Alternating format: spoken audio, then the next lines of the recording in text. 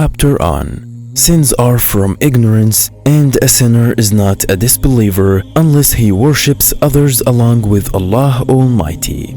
According to the statement of the Prophet, peace be upon him, you still have some characteristics of ignorance. And the statement of Allah Almighty, Allah forgives not that partners should be set up with Him in worship, but He forgives except that anything else to whom He wills. Quran chapter 4 verse 48.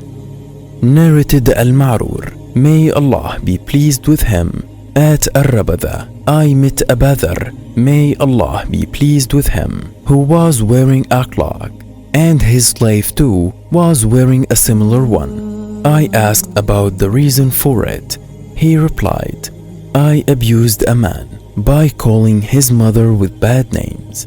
The Prophet, peace be upon him, said to me, O Abu Dhar, did you abuse him by calling his mother with bad names? You still have some characteristics of ignorance. Your slaves are your brothers, and Allah has put them under your command. So whoever has a brother under his command should feed him of that which he eats and dress him of that which he wears.